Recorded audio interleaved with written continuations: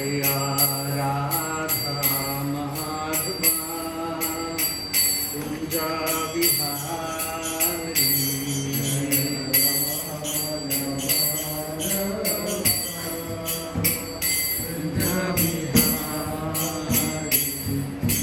Gopi Janavallabha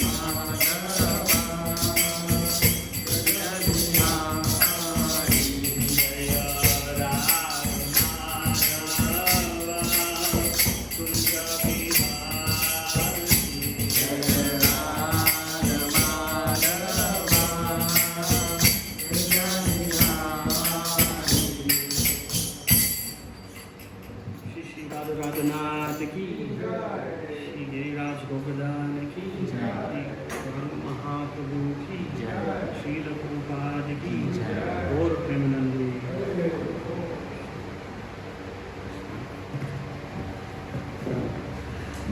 Welcome to Naresh. Naresh. Naresh from Phoenix, all the way from Phoenix. Wow, he's coming Naresh all the way.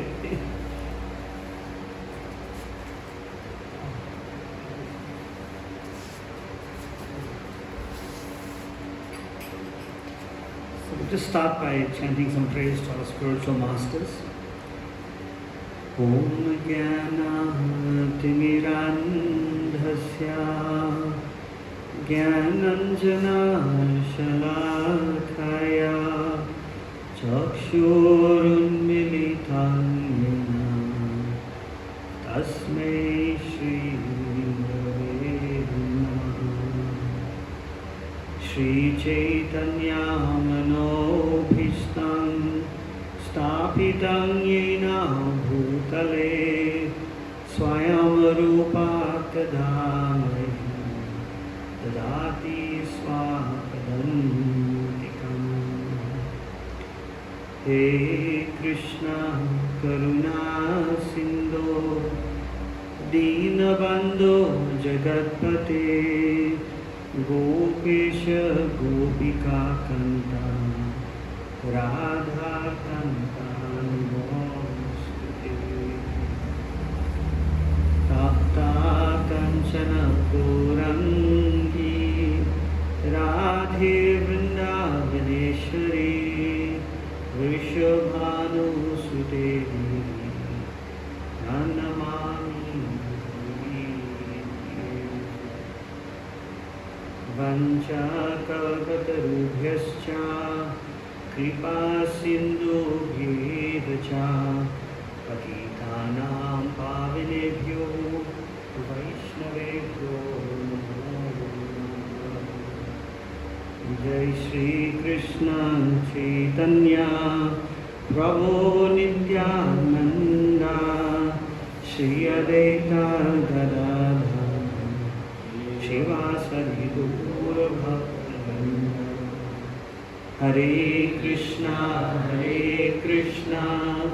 Krishna Krishna, Hare Hare, Hare Rama, Rama Rama, Hare Hare.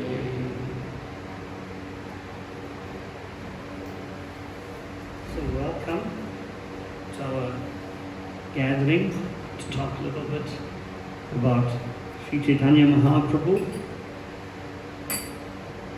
You know, Prabhu, you said pastimes.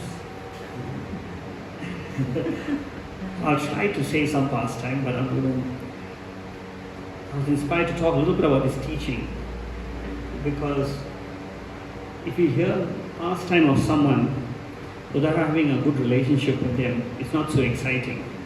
You know, when you know someone, like, I don't know, who's the famous people in the world now? Some cricketer or some soccer player. Like if you're a cricket fan, who's a good name? I don't know the names anymore. In my day it was Graham Pollock and all that. It's a long time ago. Kapil Dev, he's not in the thing anymore. Is he still there? No. Okay.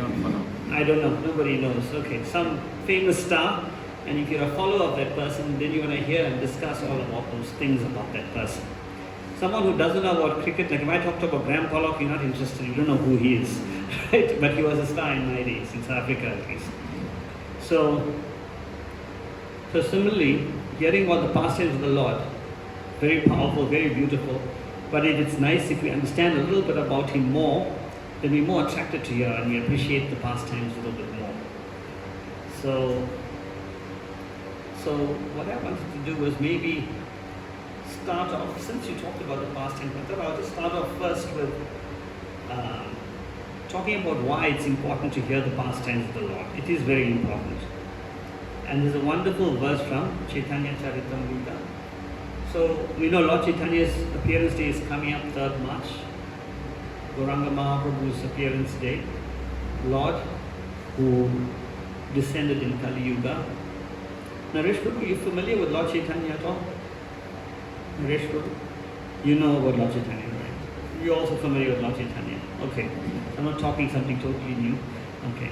So Lord Chaitanya is the Supreme Lord Krishna who appeared. And this is the verse, I mean, of course, his pastimes are recorded in a few literatures. The most substantial is Caitanya Charitamrita by Krishna's Kaviraj, and we have the books in our temples. There's also Chaitanya Bhagavat as more of his earlier pastimes, the Chaitanya Mandal.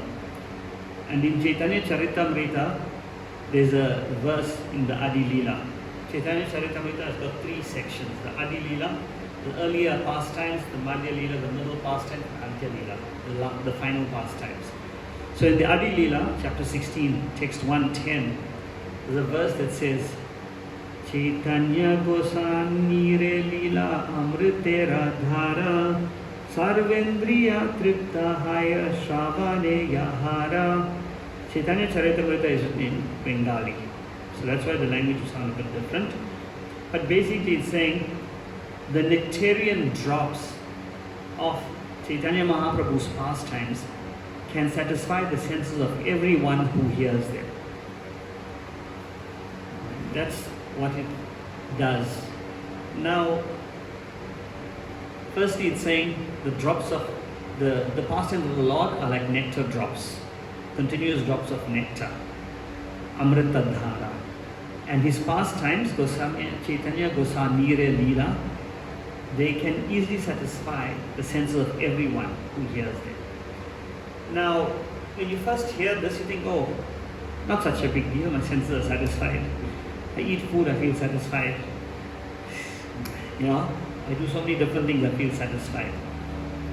But it's important to understand that satisfying our senses, or maybe we should say that the unsatisfied senses is what drives us to engage in various activities. All our activities are driven by what?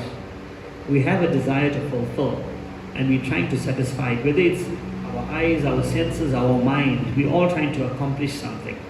And that desire is what's driving all of us to do whatever we do, whether we are working, whether we are studying, whether we are going on an overseas trip, whatever things we are doing, we are trying to satisfy these desires. And this desire satisfaction is, this need to satisfy the desires is driven by our senses and mind. So everything we do, even for our families, everything we do for our parents, for our children, for our siblings, our duties, they're all driven to satisfy something. Whether it's an obligation, whether it's a gratification, or whether it's some duty, whether it's a passion, we are driven like that. So you see that all activity is agitation of the senses. And when Prabhupada is saying in the translation here, satisfaction of the senses, we're talking about complete satiation. You'll notice everything we do in this world, we get satisfied and then the urge comes again. So you do it, you're happy, you eat. Let's take a good plate of prasad. We eat, we're full. You can't even talk about food when you're full, right? But when you're hungry again in a 12 hours time, then you can't do anything without the food. You want the food again. Satisfaction for a short time, desire. Satisfaction, desire. Like that we are always flickering from wanting, being fully satisfied. When we're fully satisfied with this, we want something else. Then this desire develops again and we are flickering like that. But when talking about being fully satiated here, the senses being satisfied, he's talking about all senses being fully satisfied. That means that stillness comes where there's no desire to agitate. Now you'll see, a spiritualist is called self-satisfied. It's called self-satisfied because of this. He's fully satisfied with the spiritual drops of nectar that he's getting. So therefore he has no desire to do anything material. So that's the basis of becoming desireless in the material sense, but fully satisfied in spiritual activity. So, and the other important thing is that listening to the pastimes of the Lord doesn't only satisfy our ears. You'll think by listening we're satisfying our hearing, but satisfies all the senses. That's what this verse is saying. So everything becomes fully satisfied. So that is the potency of listening to the Lord's pastimes.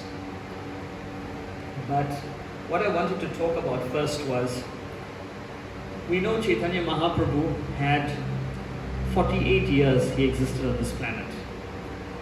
He manifested his pastimes for 48 years. He appeared in the year 1486, our calendar, and 500, quite a few years, 560 years maybe ago or something like that. And he manifested his pastime for 48 years.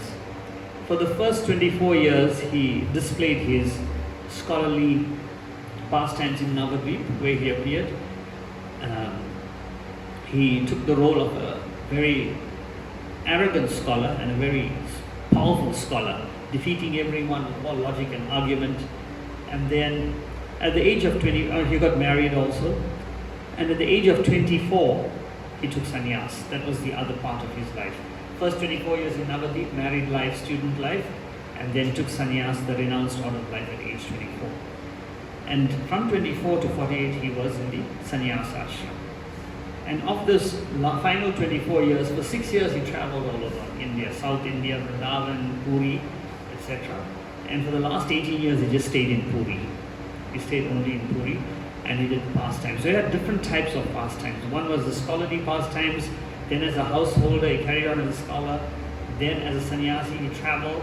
And in the last 18 years, he was just absorbed in Krishna's pastimes and showing us the mood of Srimati Radharani, absorbed in Krishna's pastimes.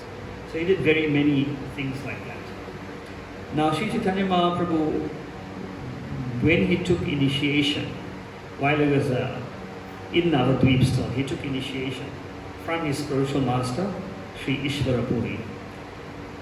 When he took initiation, his spiritual master told him some instructions, and that's what I wanted to talk about today.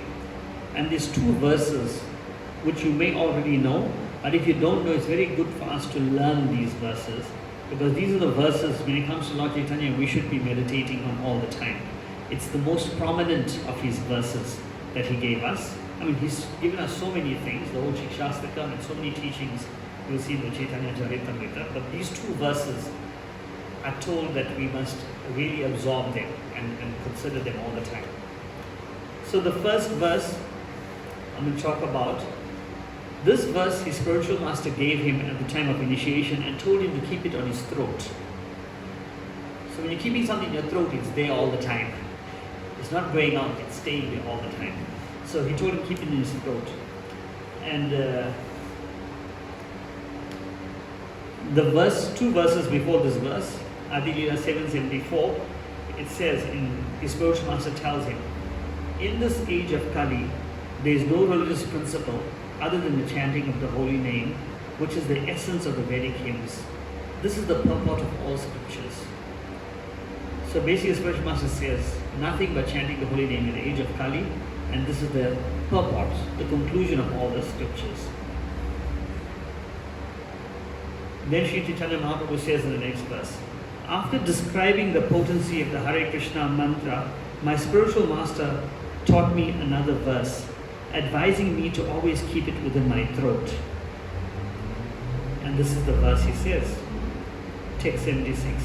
Harer Nama, Harer Nama, Harer Nam Eva Kevala, Kalo Nasteva, Nastieva, Nastieva Tatiranyata. So this is a very famous verse. Have you heard this verse before? Right, it's a famous, we all heard these verses, we may know these verses. And it says, the translation, for spiritual progress in the age of Kali, there is no alternative, there is no alternative, there is no alternative to the holy name, the holy name, the holy name of the Lord. So this verse is originally appearing in the Brihad Naradiya Purana. And Lord Chaitanya in Adi Leela, he's describing this part we are reading from. He's describing how his spiritual master told him to chant the holy name. The part of the Adi Leela it comes from is where he meets Prakasananda Saraswati, and they're saying, you should be studying Vedanta, right? You should be studying Vedanta as a sannyasi, but you are chanting Hare Krishna. Why? Dancing like a madman. So he's explaining, his spiritual master said, I'm a fool. And he told me that you should chant this Hare Krishna mantra, like he said it. And he told me to keep this mantra on his throat. That for in the age of Kali, there is no other way, there is no other way, there is no other way than to chant the holy name, chant the holy name, chant the holy name of the Lord. And if you know or heard any verses in the scripture, very seldom do you see something repeated 3 times like this. It generally says things very concisely. But this 2 things are repeated 3 times. There's no other way, there's no other way, there's no other way. And chant the holy name, chant the holy name, chant the holy name. 2 things are repeated. One is the negative, there's no other way, there's no other way, no other way. And then this is the only way, this is the only way, this is the only way. It covers it from both sides. What you can't do, no other alternative to this, to this, to this. So it's a very specific verse. And Lord Chaitanya quoted it because it was the essence of what his spiritual master taught him at the time of initiation. So this verse of course is quoted throughout Prabhupada's books, throughout Chaitanya Charitamrita, wherever you see Prabhupada's books, this verse is there. And it's a foundational verse of our practice. Therefore, as Hare Krishnas, we are always chanting Hare Krishna. We are following this teaching because there is no other way, there is no other way, no other way. And Lord Chaitanya describes, he talks about this verse. After this verse, he carries on talking about this verse, commenting on it, saying how it's said 3 times to emphasize this point. So it shows us that ultimately this is the only way, and it's for everyone also in the world. When you say something 3 times to someone, you know it's very important. If someone repeats something to you 3 times, it's obviously important. It's not just by the way. And the scriptures are full of many instructions, but when something is said 3 times like this, it gives it special significance. So also Prabhupada comments sometimes that this no other way, no other way, no other way refers to karma, fruit of activity, no other way to karma, to jnana, and no other way to yoga, Astanga yoga, etc. So all these paths can't give you Krishna like the holy name can. Now if human life is meant for self-realization, then obviously for one who's pursuing self-realization, we have to chant the holy name because that's the only way in the age of Kali. In the age of Kali, that's the only way. So currently, of course, we may not have realized this fully, but at least we have to use this verse to help us understand what we should be doing. There's no other option for us in a sense, and it's the best way for us to continuously do this. Now, the other important point, verse that Lord Chaitanya mentioned, this is also a very famous verse, which is mentioned in Shikshastakam. Shikshastakam are 8 verses given by Lord Chaitanya. Originally, these verses are given the Padyavali by Rupa Swami, but they in different parts of the Padyavali, not even in the same order, but they're scattered in different parts. But Srila Krishna's Kaviraj Goswami, in the Chaitanya Charitamrita, in the last chapter of the Adi Leela, it's called the Shikshastakam, and he puts it together as these 8 verses the way we know them today, by Krishna's Kaviraj Goswami. But the 3rd verse of the Shikshastakam is the other verse, and it's quoted in the Adi Leela of the Chaitanya Charitamrita also, 1731, and also in the Antya Leela, where it's mentioned. And that verse you may know, it's a very famous verse. Sanadapi Sunichaina Karoriva Sahishnuna Amanina Manadena Caitanya Sadahari. So this verse is talking about how we should chant the holy name. The first verse we talked about was chant the holy name. There's no other way. Actually, we have to chant all the time. This verse is saying, one who thinks himself lower than the grass, who is more tolerant than a tree, and who does not expect personal honor, but is always prepared to give respect to others, can very easily always chant the holy name of the Lord. Now, this is a very important verse also. The first verse is talking about we must chant. This verse is telling us how we can get to chant. Now, I know, and like you know, that chanting Hare Krishna is the most important thing for us to do. But I must admit, even after trying for so many years, that when I wake up in the morning, it's not like I'm so excited I have to chant Hare Krishna, I can't wait. Right? And it's not that I don't want to go to fall off to sleep because I want to carry on chanting. Generally, we do our 16 rounds and we put our beads on, okay, I've done my, that's the attitude we have. Right? And this verse is giving us the secret about how we can change that attitude. This verse here. Because it's saying if we think, if we act and we have this consciousness, then we can chant the holy name of the Lord constantly. Now the goal of life is to chant the holy name of the Lord constantly. We know it, we agree with it, we believe it, and we want to do it, but we are not able to. Generally. There may be an exception, I'm just talking for myself, but generally you notice people struggle to just chant continuously, wait to chant. Yeah, so this actually Prabhupada, there was a nice exchange between Dr. O.B.L. Kapoor and Prabhupada.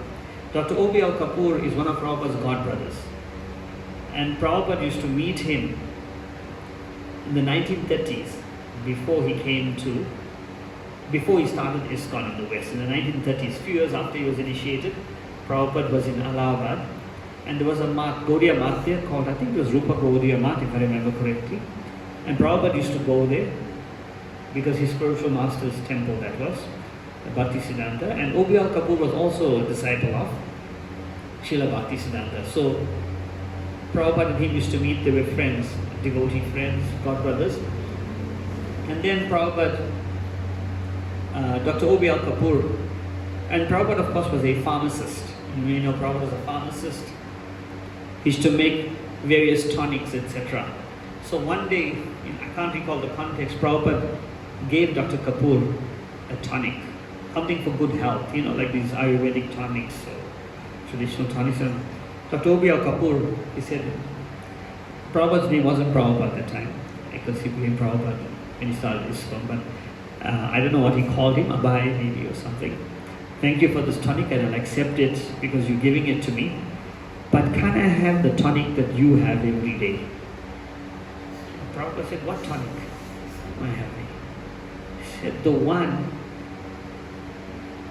that love that you have when you're chanting Hare Krishna. And then Prabhupada said, okay, being humble, he said, I don't have that tonic, but I've got the formula for the tonic. And he said the formula is, and Prabhupada quoted this verse, so So Prabhupada quoted this verse. This is the tonic that gives us love of God. It allows us to chant the holy name. That's the example how Prabhupada gave us. And this verse, again, continuing, the last part is Caitanya Sadahari. We want to always chant the holy name of the Lord. If we do this, we will be able to do that. So, it's a very critical verse because it tells us how a few things. It tells us, Tranad api suni chena. One must be more humble than a blade of grass. Now, grass is very humble. Why? It's low down. Right? Everyone is tramping it. And the grass, you tramp it, then it comes back up. No complaint. It just takes the whole thing, it's humble, and it comes up. We have to become like that. So even if people trample on us, no complaints. How hard is that? So that's how we should be feeling. Why it's hard for us to not complain when people trample on us? Because we believe we are something. And people shouldn't trample on us. Because we think we are big deals.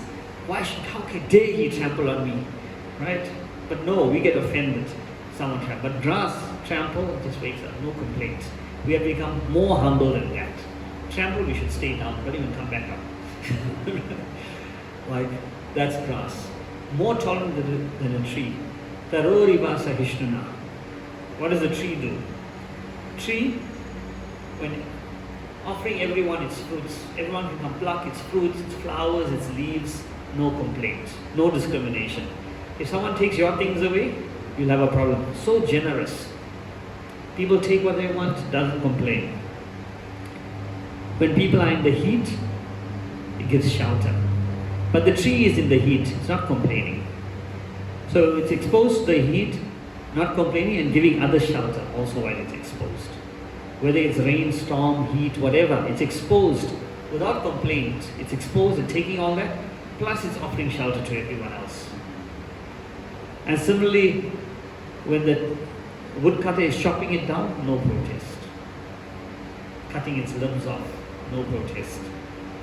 And even when it's drying up, doesn't ask for water. So the tree is very tolerant, very forbearing. Such an example. So we need to become more tolerant than a tree. And then the other two parts is, one should be ready to offer, let's go back to the verse, all respect to others and not expect personal honor. So we mustn't expect personal honor and must be ready to offer all respect to others. So imagine this. I mean, if you think of it, a lot of what we do is for honor, or to be recognized, or for people to appreciate us, right? That's one of the key motivators we have.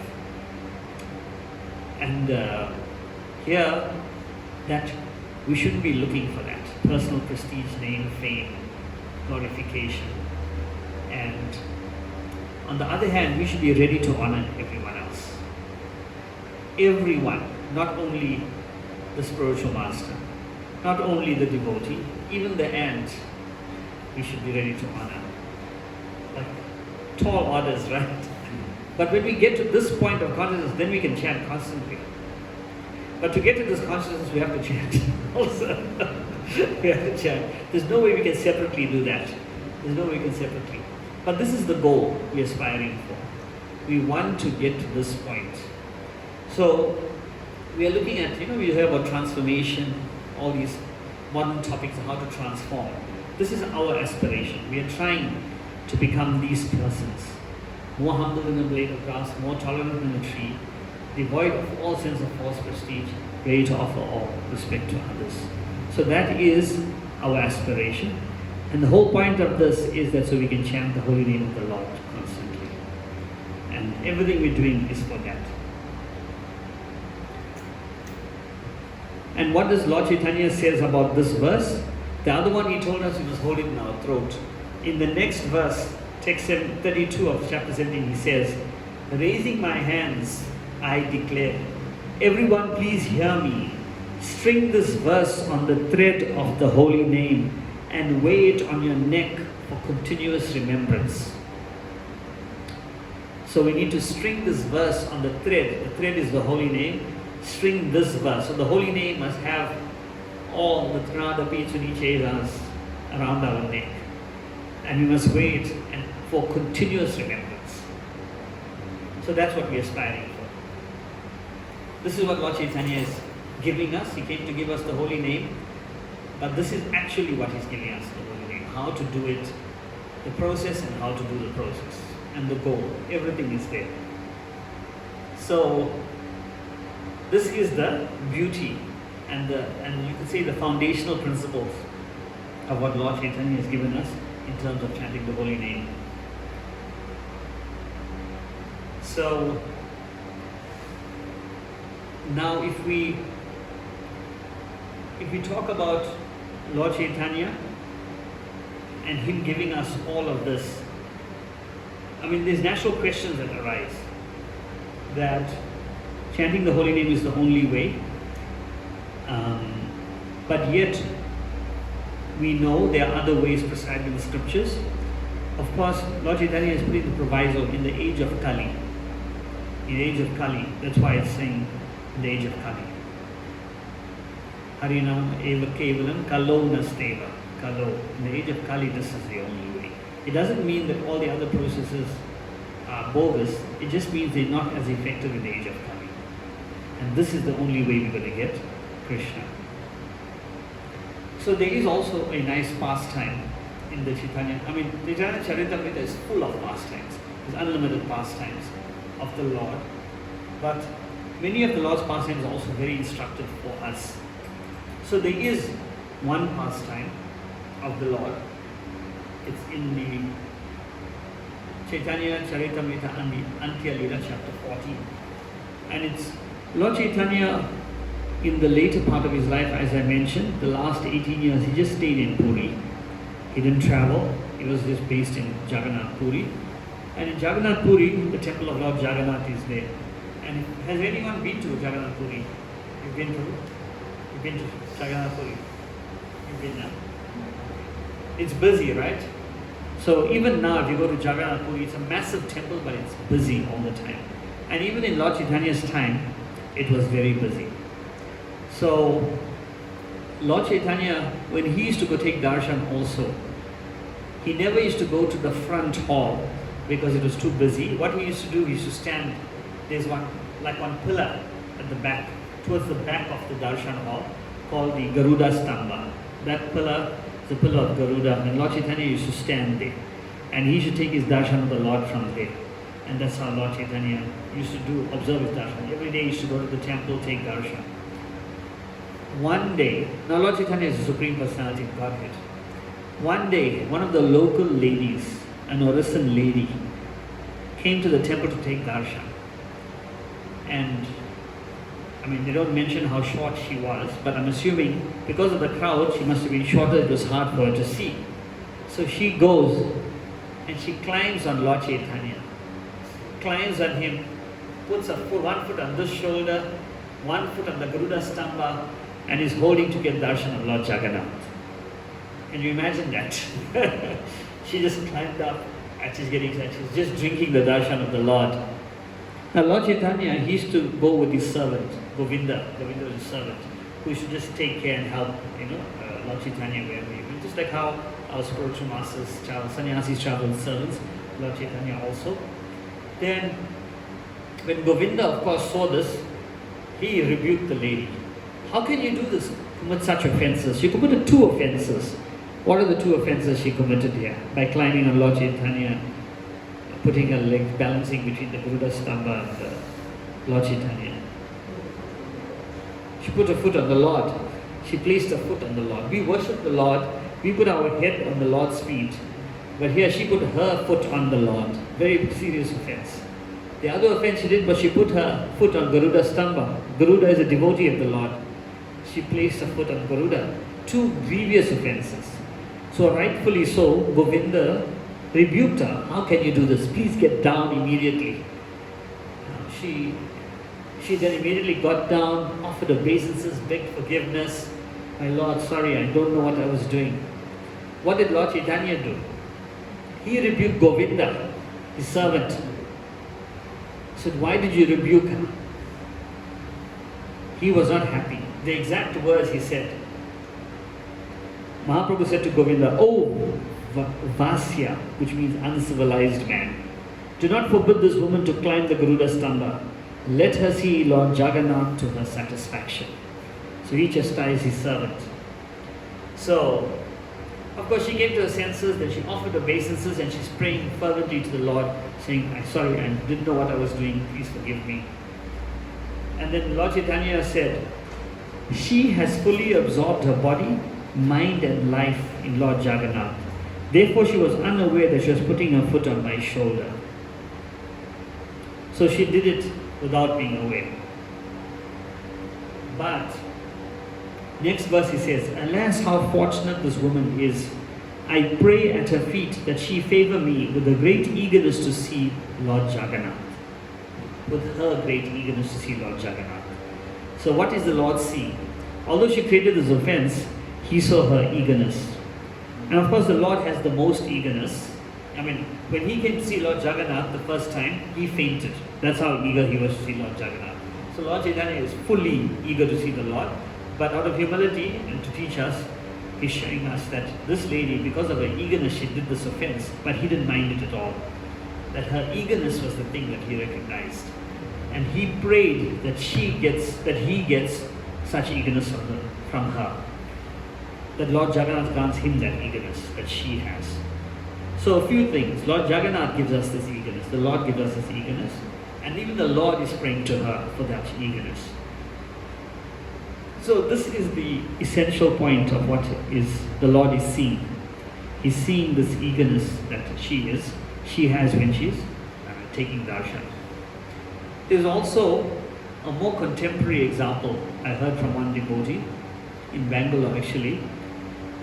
I was listening to one of his classes and he was talking. There is a deity called Ati Vidya Varada.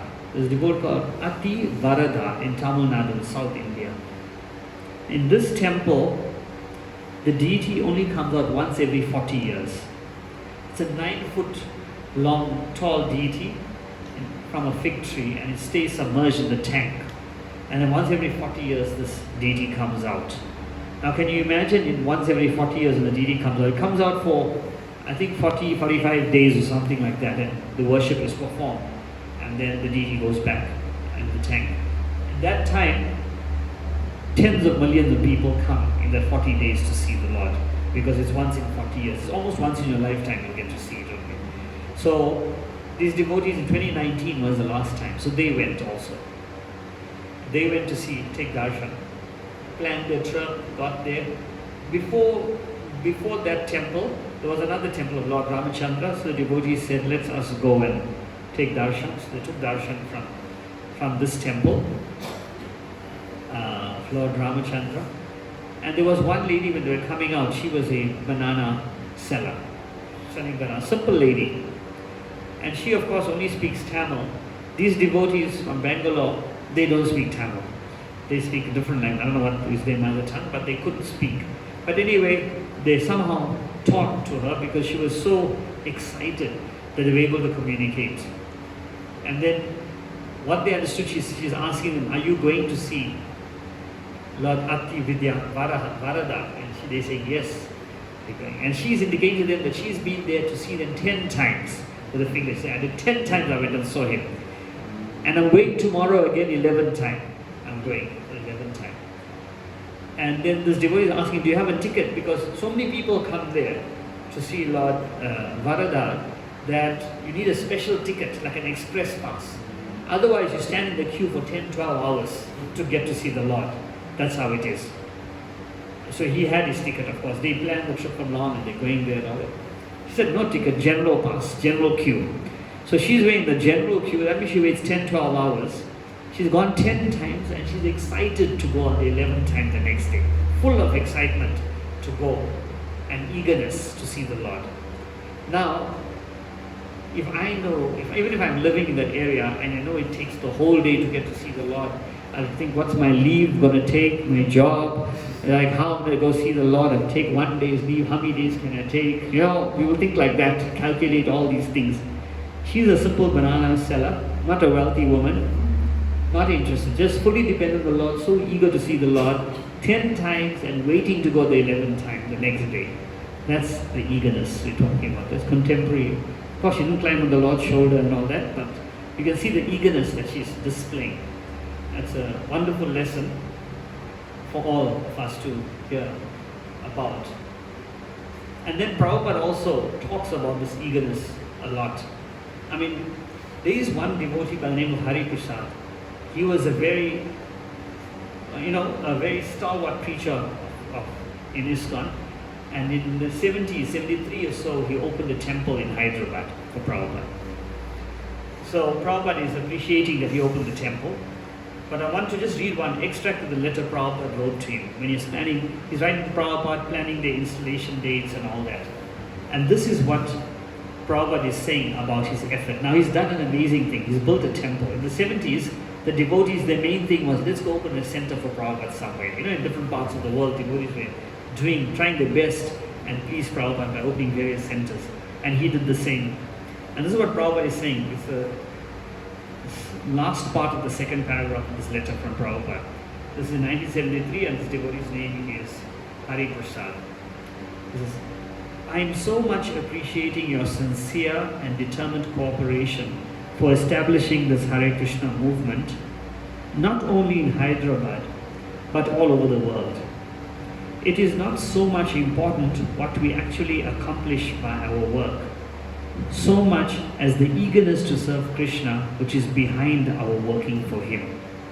So Prabhupada is saying, I'm just going to read that again.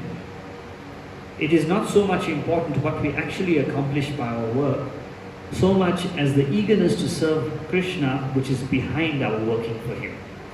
So he's saying, even if we don't accomplish, it's not as important as the eagerness we put into serving Krishna. I can see that you are very, very eager, enthusiastic. I can see that you are very, very eager, enthusiastic to serve Krishna in your best capacity. That is your great asset. So long as you are so much eager to serve Krishna, without any doubt you will very quickly meet Krishna face to face. Thank you for helping me in this way. So Prabhupada is not praising the fact that he opened the center, he's praising his eagerness, he's glorifying his eagerness and saying that eagerness will get him to see Krishna. And that's how he's helping him. Of course, it's good that he opened the temple. Prabhupada wants his disciples to learn. But here Prabhupada is focusing on the eagerness with which he does his service. Because the result of the service is up to Krishna. It's Krishna, what Krishna results Krishna gives us. But the effort and the endeavor and the eagerness to serve is what we have to put in. And that's what Krishna is appreciating. That's what Prabhupada is appreciating. And that's what Lord Chaitanya appreciated in this lady who's taking darshan. Now it's not only eagerness in seeing the Lord, it's eagerness in serving, eagerness in obeying the order of the spiritual master, eagerness in chanting, eagerness in hearing, eagerness in everything related to the Lord. Like if someone gets what's a big company, Google or Microsoft gets a job to work there, very exciting for them. They'll talk about it, they're excited about it because it's something they heard about that's nice.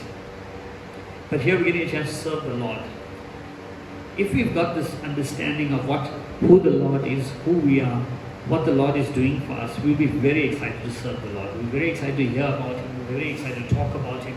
We're very excited to share what we have, what we know about Him with others. And that will please the Lord, it will satisfy us also in the same way. Okay, so that's what I wanted to share today. I hope it was valuable. And if you don't already know these verses, they're very famous verses. You'll see them all over Prabhupada's books and Prabhupada's lectures. 2 verses. Harinama, Harinama, Evakevilam, Karunasteva, Gatyanyata, Kanadapi Sunichena. 3rd verse of Shastra. Try and learn those verses, and because if we don't know those verses, if we don't know the Sanskrit, you have to get the meaning and remember the meaning so that you're conscious of it. Because when we're chanting, we have to be conscious of this. To be conscious that we are chanting is the only way, and in what mood we have to chant. And then we can chant constantly. There was one devotee who was driving Prabhupada once. Normally when the devotees drive Prabhupada, there's a lot of talk. There's talking in the car, and Prabhupada asking, they're talking. But this devotee was chanting. He was just chanting and driving, always chanting the holy name. He was chanting the holy name, and Prabhupada was silent. He didn't talk to him. And then Prabhupada, when he got up, he told him, see, I'm very happy and very pleased that you are chanting all the time while driving. That's very good. It's wonderful. You must chant all the time. Prabhupada blessed him. So, this is the goal, to chant, to want to chant, and to aspire to chant, and then to actually be chanting all the time.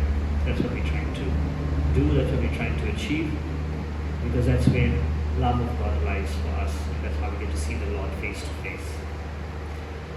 Thank you very much. Hare Krishna. Are there any comments or questions or corrections?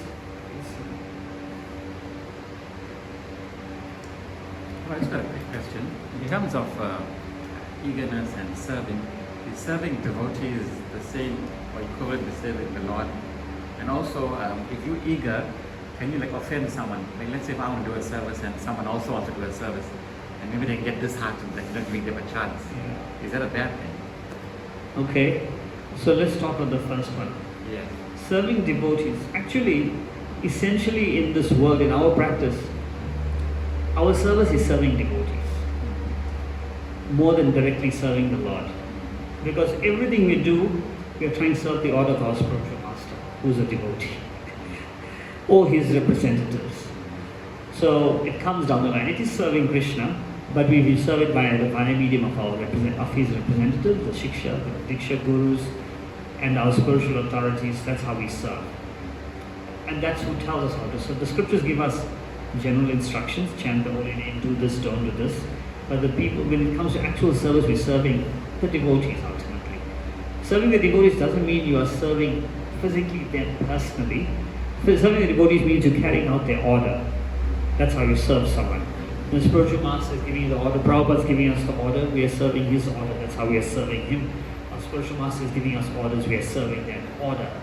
Serve the instruction, follow the instruction, serve the instruction. That's the service we are doing. And also we can serve personally, where we have the opportunity to physically interact with devotees. We can serve personally. And serving also is not just doing anything. Serving means serving the way the person wants to be served. So if I want water and you give me a glass of milk, that is not serving me, right? If you serve me, you give me what I want. Suddenly the Lord wants to be, he gives us what he wants us to do, and we serve according to his orders. We serve the spiritual master according to his orders, not according to our own mind. And sometimes what our mind says aligns with what the Lord wants, sometimes it may not. So we can't just come up with our own way of serving. Of course, we might get inspired by the Lord of his devotees to serve in a certain way. We can always check it with our spiritual master, check it with the senior devotees, and then serve like that. Because the Lord can inspire us within our heart. But we always take it with a pinch of salt, because we are conditioned souls. And when our mind and heart tells us something, we don't know whether it's our sense gratification, it's for name and fame, or it's for some recognition we're doing. We can't say for sure. When we are pure devotee, we don't have that problem. But while we are not pure devotees, we may have that problem. So we can't say. So therefore it's nice to check and serve under the order of the spiritual master, the senior devotees, to guide us that house. But the second question now about people becoming disheartened.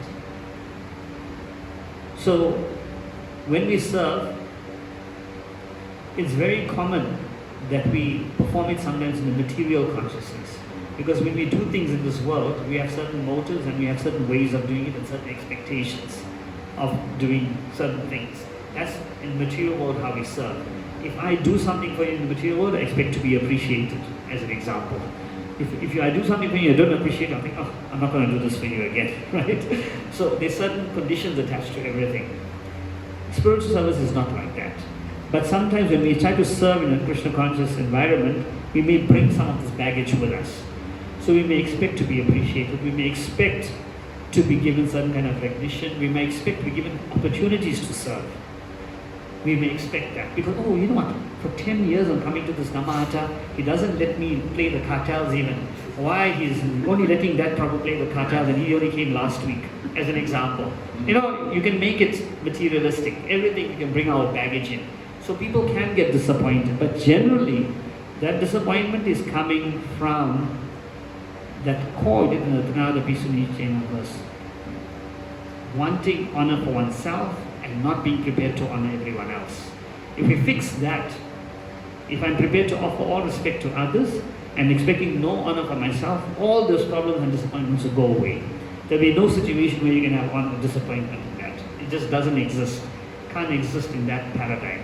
That paradigm doesn't support disappointment.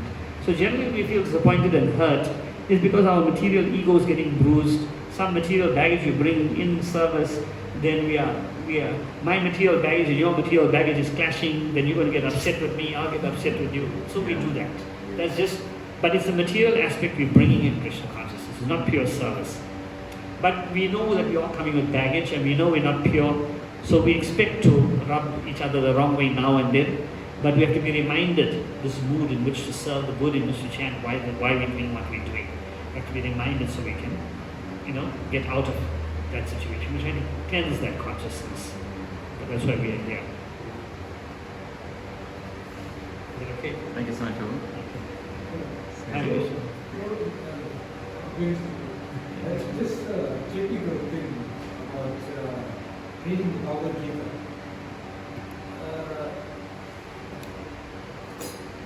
I find that when we explain to people to read the Bhagavad Gita, and then we tell the Bhagavad Gita is chanting, emphasizing chanting. Prabhupada and Prabhupada always says chanting. And they don't want to chant. Right, so we say, okay, read the Bhagavad Gita. But they don't want to associate the chanting with the reading. Because chanting process is the same mouth at the same time. The reading is the same mouth at the same time. So they don't get the connection. The reading of the Bhagavad Gita is also chanting. Yes. But they don't get it. Reciting the Lord's words, hearing process. Hearing process, yeah. So they don't get that little technical term. It's not complicated, but they don't get it. So I would like us to emphasize, when you don't chant, read the Bhagavad Gita. Yeah. Substitute it. Yeah. That's why people listen to the Bhagavad Gita. Right. To hear the words. Yes. And hearing the Mahaprabhu. So process is Harinam Sankirtan. First verse of Shastakam, Param Vijayate Shri Krishna Sankirtan. So Sankirtanam is chanting the holy name of the Lord. Hearing is based on chanting. Someone had to have chanted for us to hear.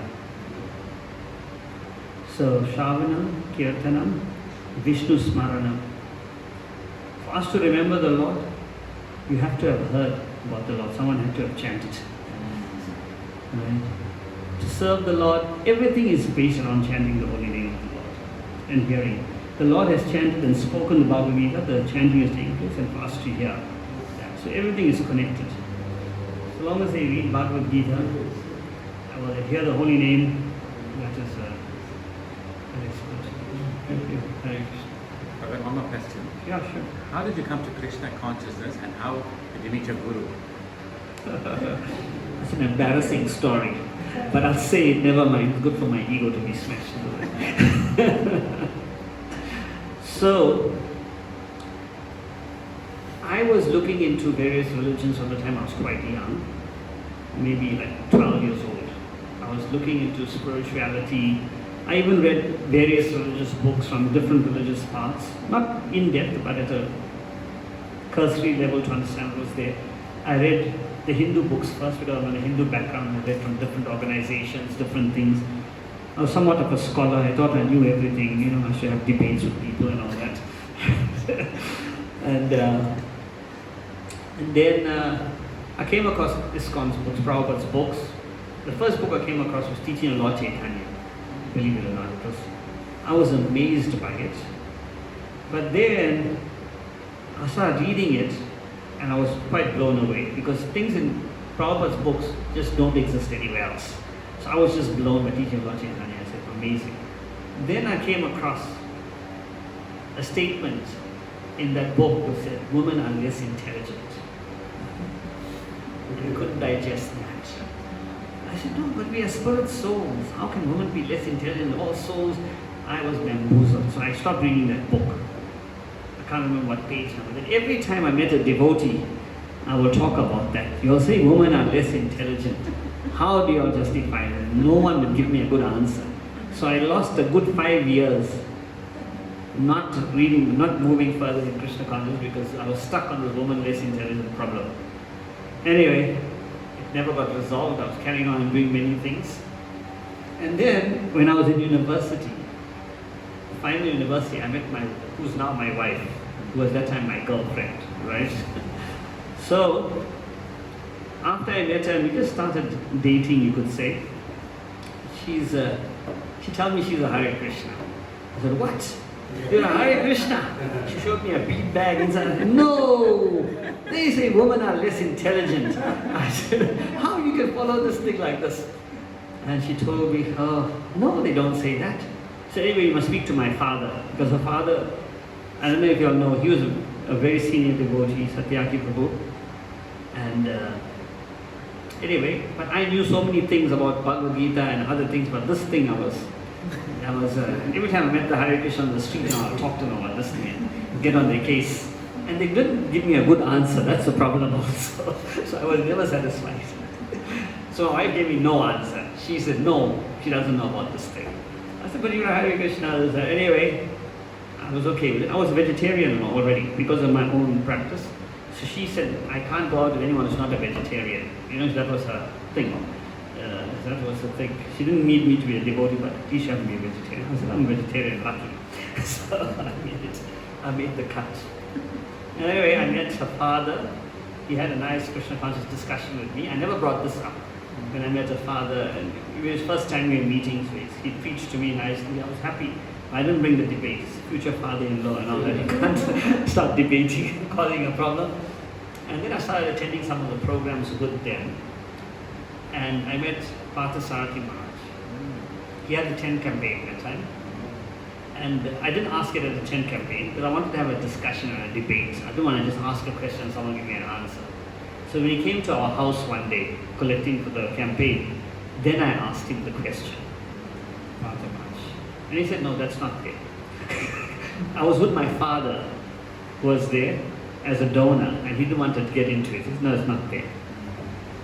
So I said, no, but it's there on page this, that. I said, no. So he didn't want to talk about it because he was preaching to a new person, and I'm bringing up this debating, this, thing for debate. Then he said, no. But later on, I met him and he explained clearly to me. I said, okay. And that's when I was fully convinced. So I liked Krishna conscious philosophy. I liked everything except that one statement was niggling at me. But yeah, my wife broke me down, my father-in-law broke me down, Partha Maharaj ultimately broke me down. That's how I came. But I was looking, just some barriers were there, like this. And we all got our barriers, that was mine at least. So my wife always says she's my Bhatma production of Guru. And then how you met your Guru? Oh, well then I was coming to Krishna consciousness, and then in 1989, my spiritual master Bhakti Charu Swami first came to South Africa that year. He was GBC chairperson. He came for Rath Yatra. We should have Rath Yatra, I think it was in December that time still. So he came, and I was just new in Krishna consciousness. I was listening to all the spiritual masters and all their classes. And when I saw him, I was very attracted to him for the first time. So I listened to some of his classes. I didn't know about the process of accepting a guru or anything at that time. I just liked him, what I heard. And later, as I learned about the process of accepting a guru, then I thought, I want to associate more with Maharaj, get his darshan, get his siksha. And I started associating with some of his disciples. But then we didn't have many disciples. He just came here. There was only 1 or 2 people. And so I spent time with them, got to know him a bit better. And he got to know me. And then also how I got initiated was a weird thing. Because my wife was taking initiation from a different spiritual master. And I'm from my spiritual master, 2 different spiritual, which is fine. And then her spiritual master gave her initiation. Right? I thought I had to wait a little more time because I'm newer than her. The spiritual master came one year and gave her initiation. So my spiritual master came, I was telling my wife took initiation. He said, oh, she took initiation? But you are her husband, you are her guru. How can you be uninitiated? I said, oh, he said, okay, I'll give you initiation on Sunday. This was Friday. I was ready for initiation. I just thought I had to spend longer. He said, no, I'm giving you initiation on Sunday. This was in Joburg. Friday he's telling me. So on Saturday night I drove to Durban and Sunday I took initiation. I was like associated for about 2 years or 3 years already. But he said, no. And my wife always tells me, see, because of me you got initiation. so yeah, that's how I took initiation, although earlier than I should have possibly. Maharaj said, no, you're the husband, you're the guru. If she's initiated, she's more senior than you, you have to take initiation. I said, oh, I'm fine with that. I'm happy to take. I'll be waiting to take initiation so long. I said, just come Sunday. So I had to have my test on Saturday, because we had to, at that time we had a written test. We had to write my test on Saturday evening I drove to Durban. Sunday was initiation. He was doing initiation in Durban that Sunday. Yes. So I got cashed in. All causeless mercy. Thank you, sir. Now, probably a lot of people might be listening online. Is this online? No, we're going to be. He's online. My wife may not be. But since you mentioned about women not being intelligent, can you tell us the background about what answer Maharaj gave? Oh yes, what? Just to clear anyone's curiosity. Oh yes. The question. Okay, so Maharaj explained to me firstly. I mean, this was many years ago, but this understanding I got. He didn't use these words. That women and men are, every living entity is a spirit soul. So they're identical. There's no difference between an ant, a dog. But he explained to me, is a dog the same as a human? I said, no. He said, but they're both spiritual souls. But he's saying because of their bodies, they have different psychophysical nature. Psychology and the physical nature is different. The intelligence level is different. Everything is different according to our bodies, our environment. There's many things that shape how we are, what we are like. So this material covering of the soul is what we're talking about here. And he said your intelligence is not about how well you do academically in school. He's saying the intelligence the scriptures talk about is not that intelligence. Because I was telling him, but women, they become doctors, they excel in matric, they get good results and all that. How can you say this? So he's saying it's not that intelligence. The intelligence is that a woman sometimes can be more easily influenced or swayed. Their determination may not be that strong. Where men can be more fixed, they can be more renounced because of the psychological thing, nothing to do with their soul. The soul is the soul. But in a man's body, you have a certain psychology. And he said for spiritual life, practicing renunciation, practicing fixedness, those things are required. And being very easily swayed is not a very good thing. So in that sense, he said men are more intelligent if they apply themselves spiritually. Women could have a chance of being more easily swayed. Therefore, they take shelter of a husband who looks after them and guides them, or a spiritual master. Like traditionally in the Vedic culture, women did take initiation. The husband took initiation, the wife followed the husband. It's the tradition, the Vedic culture. In the West now it's different. But that's the traditional sense of how things worked and how it's designed to work in Krishna's system. But now we have a bit of an anomaly. Everyone's independent, so it's not the same. But yeah, that's how the system is. And he explained from a scriptural point of view, spiritual perspective, that's why there's this concept of less intelligent and more intelligent. Yeah. Thank you so much for sharing that. Hare Krishna. His grace, Ramvijay Thakur ki. Hare Krishna. Prabhu, thank you so much.